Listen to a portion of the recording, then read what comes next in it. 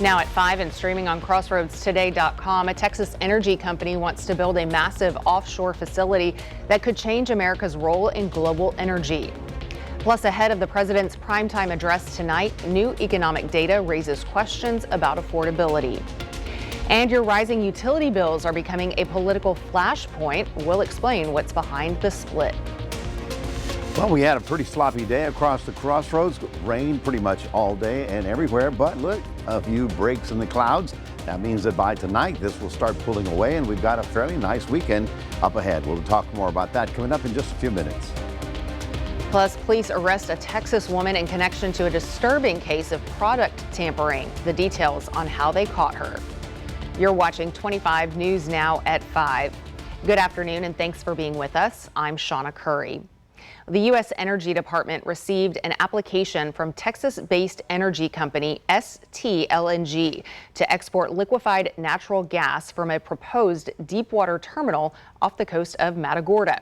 The project would allow the company to ship up to 8.4 million metric tons of LNG a year, enough to supply countries with and without U.S. free trade agreements under a plan that could run through 2050. Supporters say it could strengthen the U.S. role in the global energy market, but if built, the facility could also generate more than 3 million tons of greenhouse gas emissions each year, raising environmental concerns as the review process moves forward. Victoria ISD held a safety and security meeting today to review events around the district. The session covered emergency plan updates, weekly door sweeps, and fall maintenance checks. School officials report all doors are working properly and any needed repairs were handled quickly.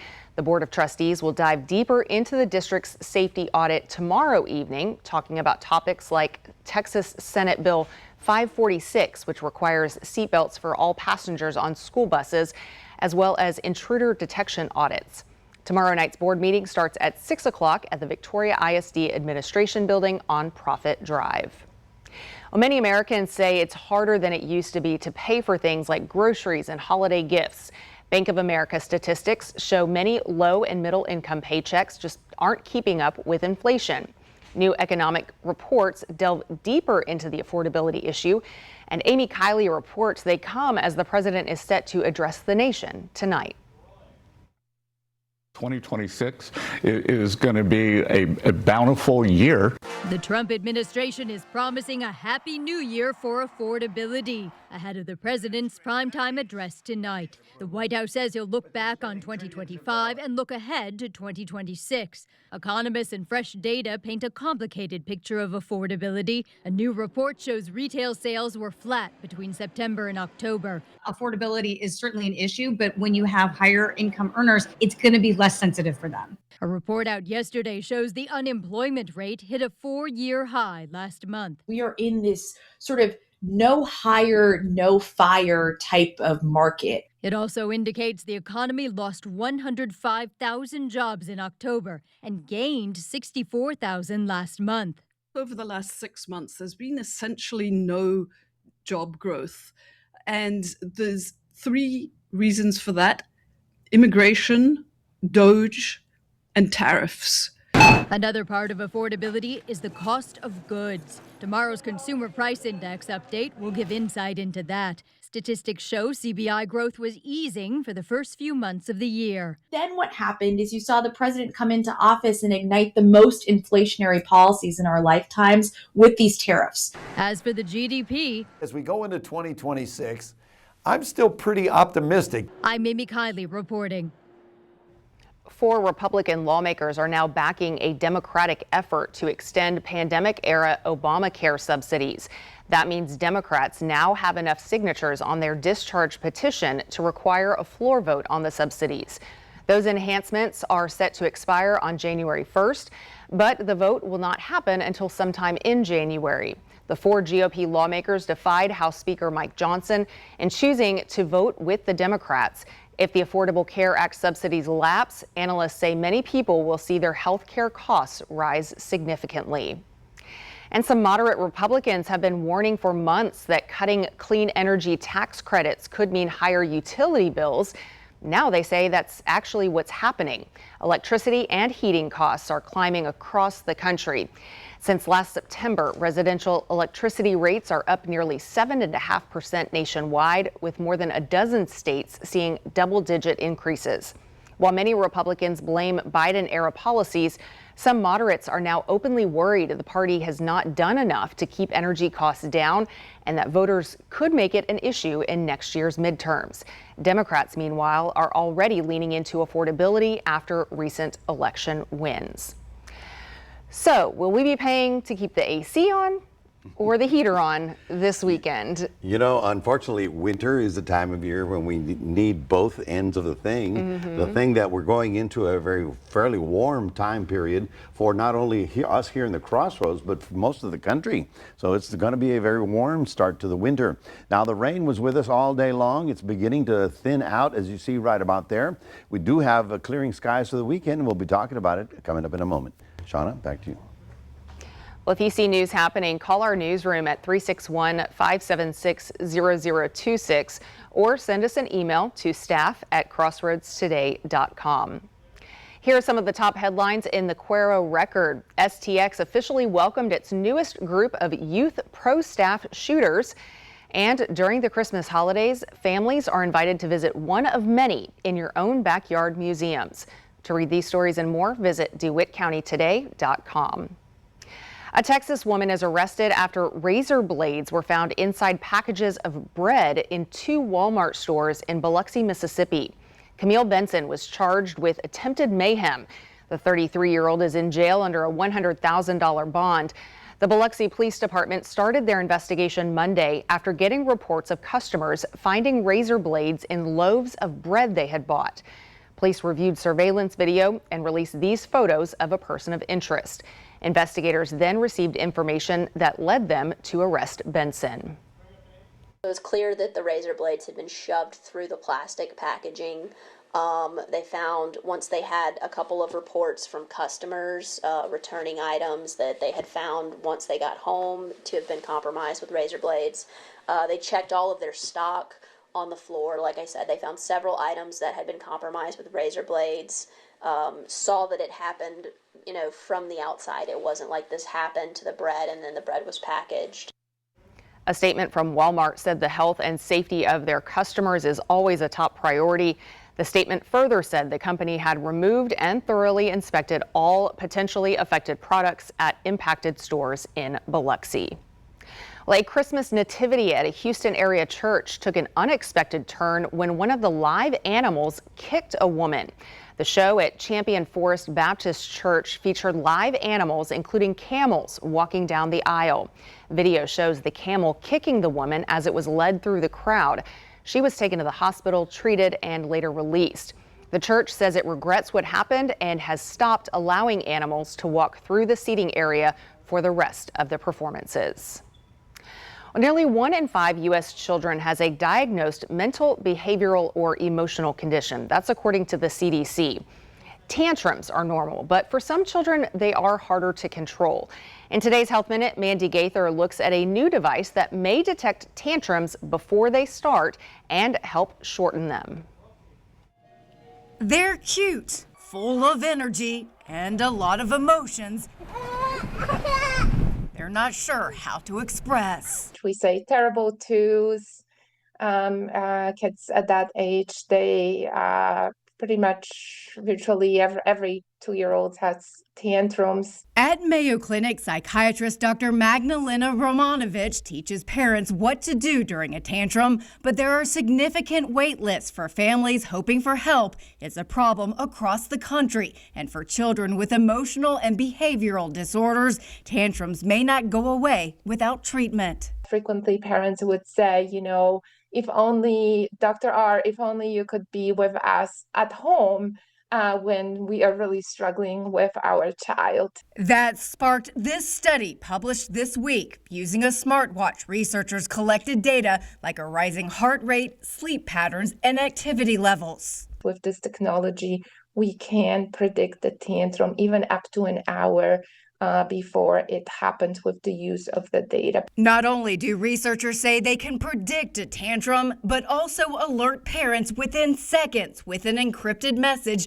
through a smartphone app, allowing them to intervene. They say that quick action shortens severe tantrums by an average of 11 minutes. That's about half the duration seen in traditional therapy. Kind of like me whispering in their ear what to do. For Health Minute, I'm Mandy Gaither. This technology is still being researched. The Mayo Clinic says future studies will improve the system's predictive accuracy, test it in larger groups, and assess its long-term benefits in routine outpatient care. Here are some of the top headlines this week in the Port Lavaca wave. Seadrift City Council settled out of court with former Seadrift police officer James Easley by agreeing to pay $17,500. Plus, Calhoun County is one of the oldest counties in the state, according to a report from the Texas Demographic Center. And by 2060, it's projected to get even older. To read these stories and more, go to portlavacawave.com. And stay with us. Straight ahead on 25 News Now at 5. For 35 years, HEB has been serving up holiday tradition in our community. We are live at this year's Feast of Sharing with what's happening. Plus, a Houston father turns his passion for lights into something magical for his family and the entire city. Wait until you see what he's created.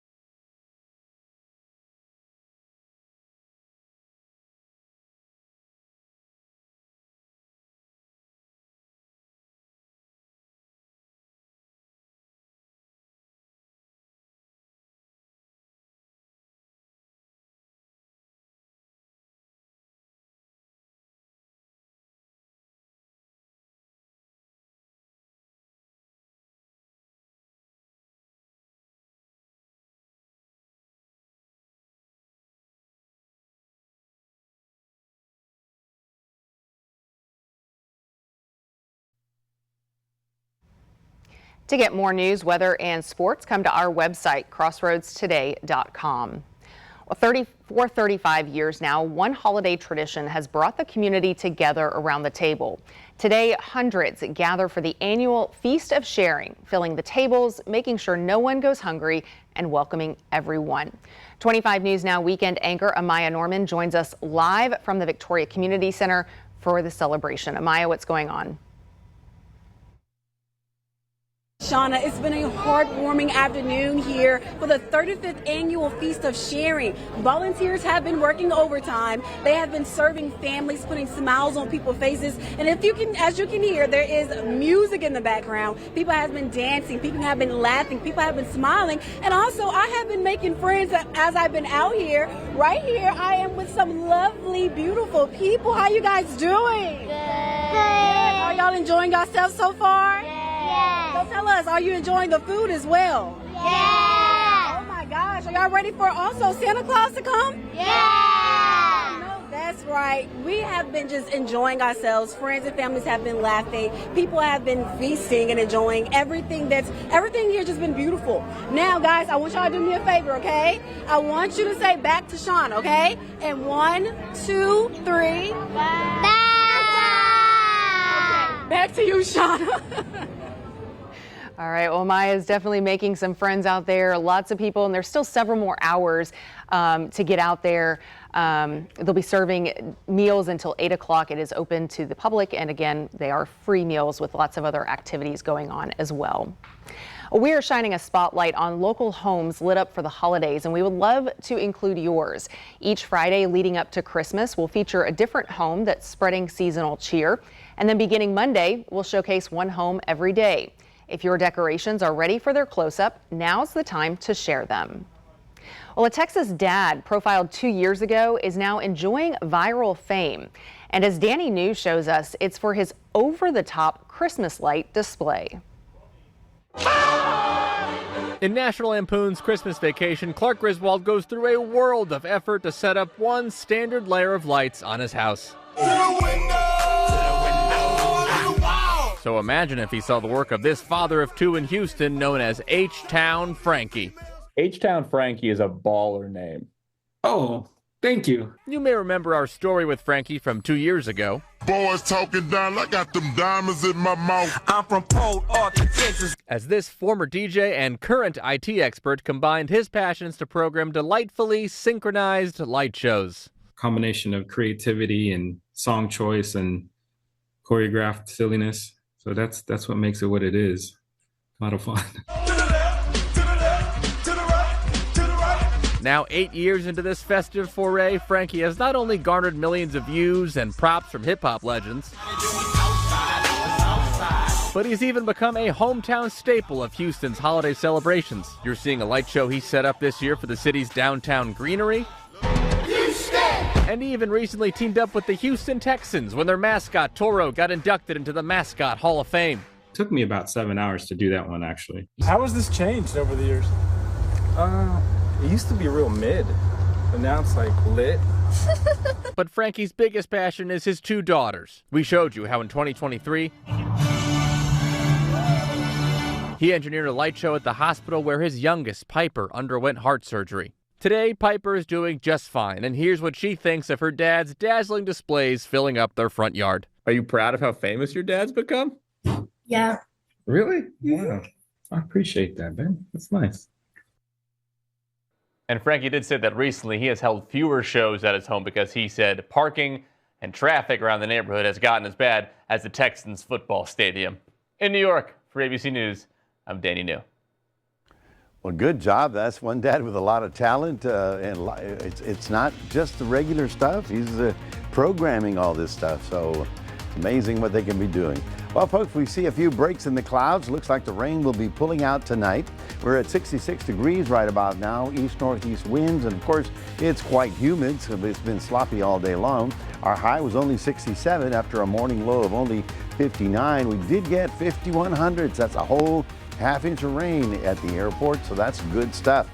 We have some very nice weather coming in for the weekend. We'll be talking about that coming up right after this.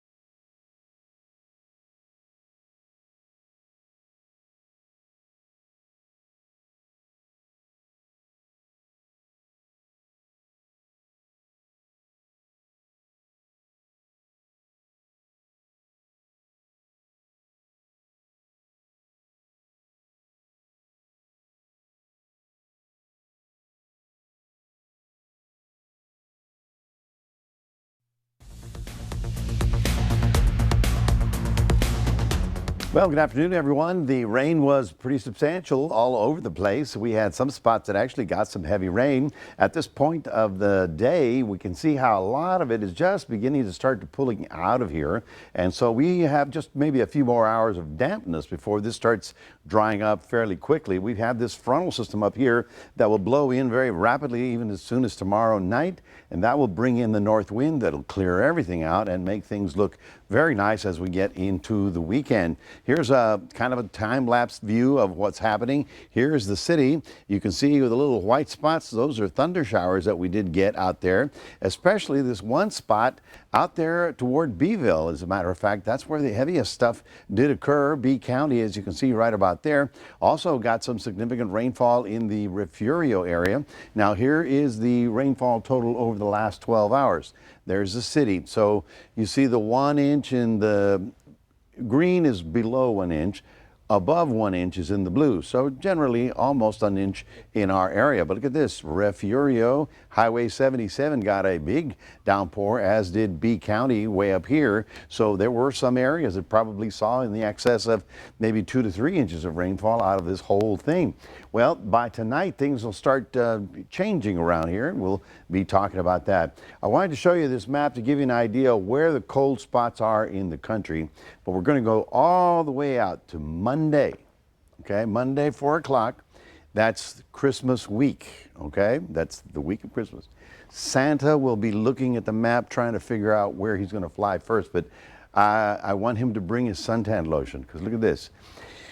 So these are the afternoon highs on Monday. You can see barely, 25 here and there in the New England states. Okay, that's fine, but 40s into almost up to Chicago, 40s in the high plains, 40s in the northern Rockies, and this is an unusually warm map. In fact, many of these are going to be breaking records over the next few days because this is most of Christmas week. We're going to be looking unusually warm for pretty much everybody in the country, just a few places that are going to be on the chilly spot. Now, high temperatures for you and me, getting up to 78 tomorrow with the sun. Then that little front comes through, knocks it down to 67, but look at the weekend, 79, 80, and then 80 on Monday. Whoa, what about that sleigh ride? Well, maybe not this year, all right? Here we are. This is Future Tracker. We're going forward in time. You can see how the cloud deck begins to clear out of here on Thursday morning. Right about there. By Thursday afternoon, it blows away.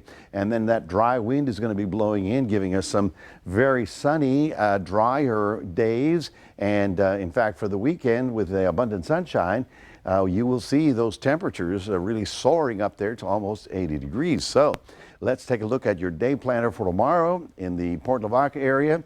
Looking for a little bit of cloud cover early in the morning, then sun the rest of the day. And that gets you up to 77 degrees. That's almost 80, by the way.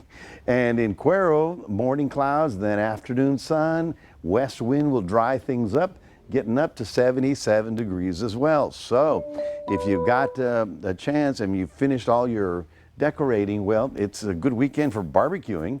Here's that dry line coming in that'll cool us to 67 on Friday, but Saturday and Sunday, we're going to be outdoors enjoying it because it looks like we're going to be on the partly cloudy side with temperatures hovering near 80 degrees all the way through Christmas Eve. That's your 7-day forecast, reminding everybody we do have a QR code. We'd love for you to scan that.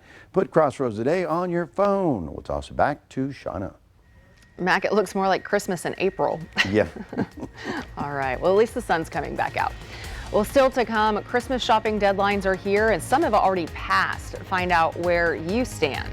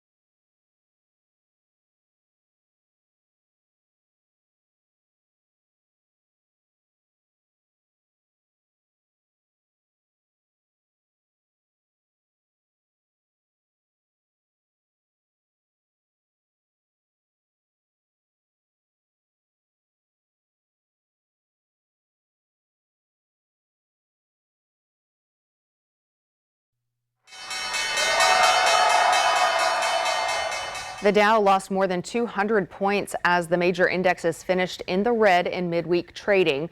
The S&P 500 fell more than 1% and the Nasdaq lost close to 2%.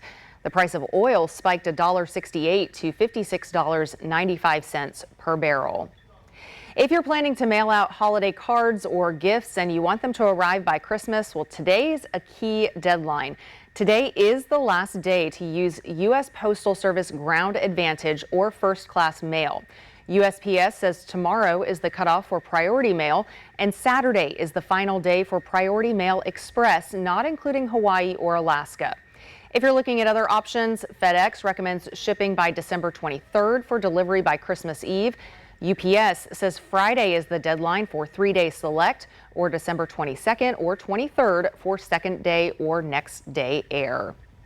Well, California is threatening to stop Tesla sales for up to 30 days over its use of the term autopilot. State regulators say Tesla's driver assist system is not truly self-driving and that the name can be misleading.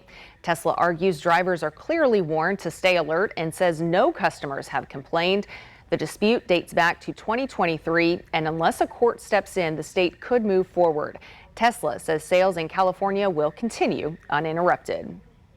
X, the social media platform previously known as Twitter, is suing the startup Operation Bluebird to stop it from using the Twitter brand.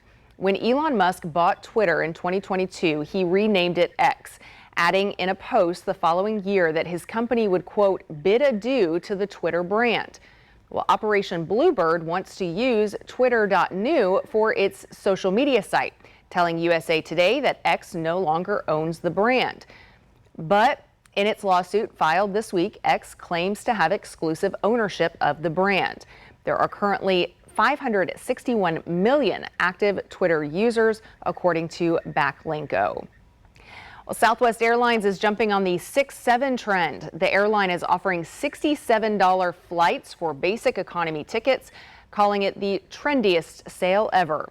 The deal applies to Tuesday and Wednesday domestic flights between January 6th and March 4th for some destinations. The fares will not be available for all flights during some busy travel times and holidays, and tickets have to be purchased by December 18th. 6-7 is a phrase used mainly by kids and teens. Nobody can really explain exactly what it means, but almost everybody has heard of it. Well, the Queen of Christmas is facing her biggest challenge yet from an unlikely competitor. Coming up next, find out which decades-old holiday song is suddenly topping charts worldwide. Tonight, Rob and Michelle Reiner's son now charged with first-degree murder in their deaths. Plus, new surveillance released the manhunt for the gunman at Brown University. And Made in America Christmas, You're One Thing. World News Tonight with David Muir is the most-watched newscast in America.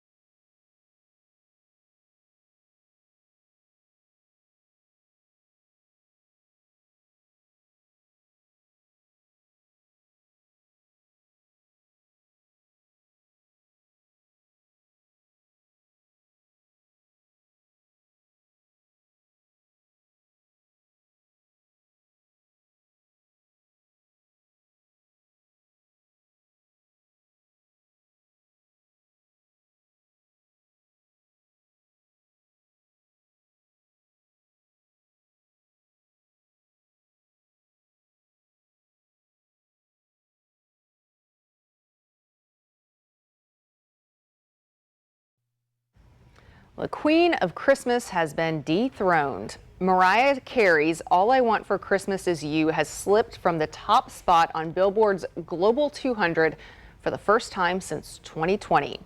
Taking her place is Wham's 40-year-old holiday classic, Last Christmas. The estate of George Michael says the song's comeback is proof that it's a timeless Christmas favorite that still connects with listeners around the world. But don't worry, Mariah still reigns here at home, where her holiday hit is once again topping U.S. charts. So, you know, not that I don't like the Wham song. It's true, it's a very nice song, but it's not really about Christmas. It's about a breakup, and you know, and it just happened to have during Christmas time. You know, it's not a Christmas, but it's very nice. Hers is about a relationship too, so yeah, exactly. You know, So I don't know. But it's great for the holidays. As far as being able to sing along, Wham's is a little bit easier. That's true. Yeah, can't do that Mariah Carey thing.